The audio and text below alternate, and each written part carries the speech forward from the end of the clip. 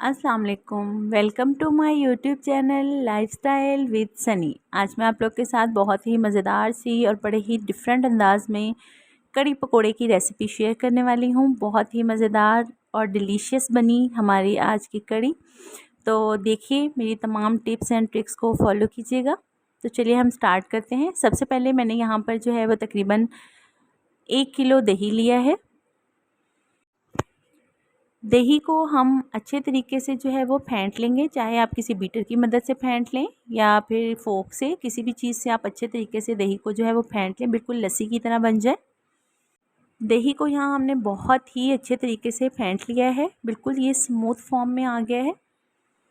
अब यहाँ पर हमें चाहिए बेसन। बेसन मैंने ये वाले 3 बड़े चम्मच लिए हैं, भर भर के आपने डालने 1 किलो दही में।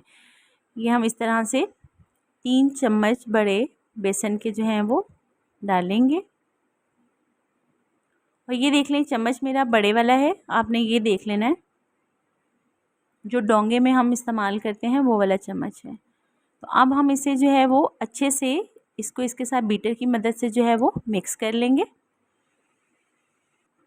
आपने जो है बेसन और दही को अच्छी तरीके से एक जो है वो स्मूथ सी फॉर्म में ले आना है। इस तरह से अच्छे से इसे बीट करते रहें। बीट करते हुए यहाँ पर ये जो इसकी गुठलियाँ हैं, इस तमाम गुठलियों को हमने ख़त्म करना है। ये देखें गाइस, बिल्कुल इस तरह से आपने जो है वो दही और बेसन को अच्छे से बीट कर लिया। अब हम कड़ी के लिए मसाला तैयार करते हैं। सबसे पहले हमने कढ़ाई ली और इसमें तकरीबन मैंने हाफ़ कप ऑयल का ऐड कर लिया। इस ऑयल में अब हम एक मीडियम प्याज जो है मैंने बारीक कट कर ली है, ये ऐड कर देंगे। ऑयल को अच्छे से गर्म करके फिर आपने इसमें प्याज शामिल कर देना है और इस तरह प्याज को जो है वो अच्छे से फ्राई करेंगे।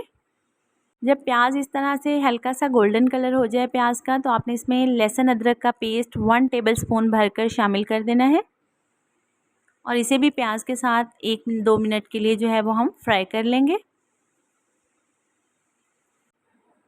लहसुन अदरक के पेस्ट और प्याज को 1 से 2 मिनट के लिए फ्राई करके उसके बाद हम ये 2 मीडियम टमाटर लिए हैं मैंने, इसमें ये कट करके ये शामिल कर दिए। इनको भी इसके साथ अच्छे से हम भून लेंगे।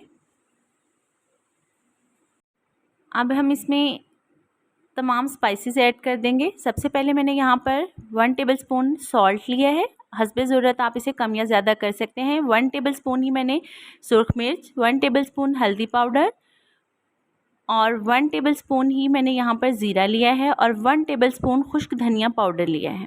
ये तमाम स्पाइसेस हम अपने मसाले में ऐड कर देंगे।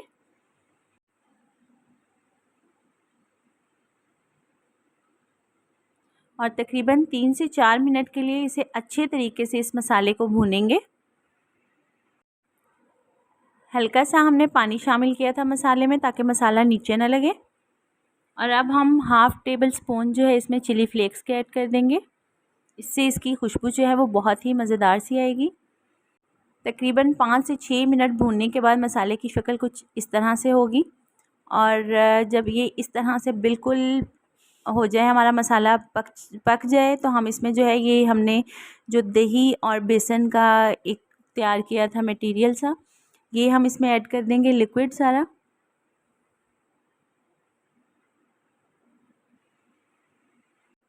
इसको शामिल करने के बाद हमने ये ना समझिएगा कि हमारी कड़ी तैयार हो गई है। इसको तकरीबन हमने आधा पौना घंटा 45 मिनट्स तक हमने इसे हल्की आंच पर जो है वो पकने देना है।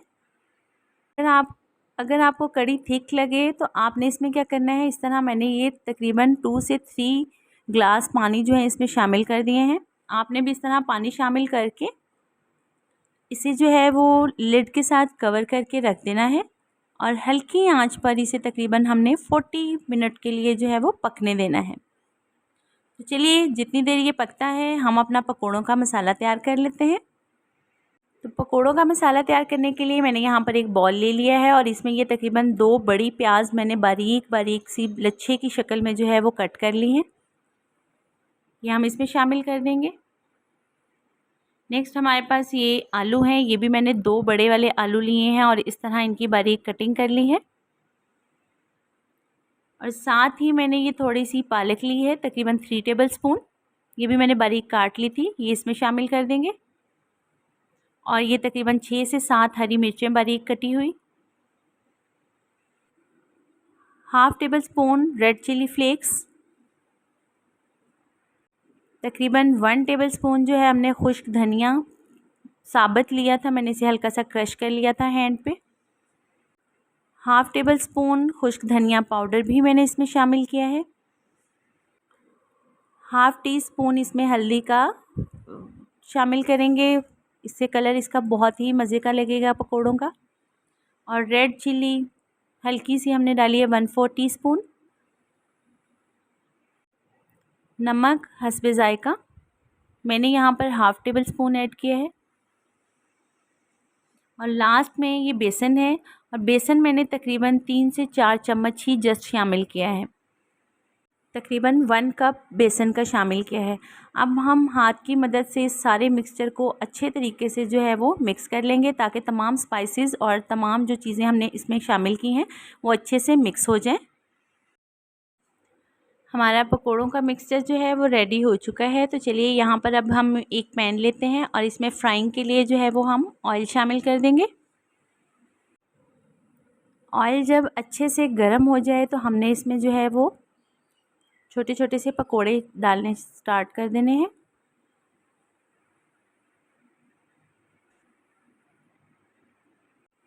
इस तरह से हमने तमाम पकोड़े जो हैं वो बना लेने हैं। तो गाइज़ यहाँ पर पकोड़े हमारे रेडी हो चुके हैं। ये देखिए पकोड़ों की कितनी मज़ेदार सी लुक आई है, मज़ेदार से क्रिस्पी से हमारे पकोड़े तैयार हो चुके हैं। इसी तरह से हम तमाम मटेरियल का जो है वो पकोड़े तैयार कर लेंगे। तो चलिए अब हम देखते हैं कि हमारी कढ़ी की क्या सूरत हाल है। तो गाइज़ यहाँ पर कढ़ी को जो है वो उबाल आना शुरू हो गया है, और हमने इसे अच्छे तरीके से पकने देना है। आपने इसकी कंसिस्टेंसी चेक करनी है, अभी ये थोड़ी सी पतली है, हमने इसे मज़ीद पकने देना है। 10 से 15 मिनट पकने के बाद ये कुछ इस तरह की है, लेकिन हमने अभी इसे और मज़ीद पकाना है। मैं आपको लास्ट में इसकी कंसिस्टेंसी चेक करवाऊंगी कि किस तरह की होनी चाहिए। ये देखें गाइस, इसकी कंसिस्टेंसी कुछ इस तरह की होनी चाहिए। ये हमारी कढ़ी बिल्कुल रेडी हो चुकी है। तो चलिए आइए इसके लिए हम मज़ेदार सा तड़का तैयार करते हैं। इसके लिए हमें यहाँ पर पैन में मैंने ऑयल ले लिया है तकरीबन 3 से 4 चम्मच। इसमें हम 1 टेबलस्पून भरकर ज़ीरे का शामिल करेंगे, और ज़ीरे को हमने अच्छे से फ्राई कर लिया है। ये देखें जब इस तरह का ये हो जाए, यहाँ पर तकरीबन मैंने 2-3 ग्रीन चिल्ली और 1-2 धनिया के पत्ते लिए हैं, और साबुत हरी मिर्चें और रेड चिल्ली ली है। इसे हम तकरीबन जो है वो 1 मिनट के लिए अच्छे से फ्राई कर लेंगे। ये बहुत ही मज़ेदार सा हमारा तड़का रेडी हो रहा है।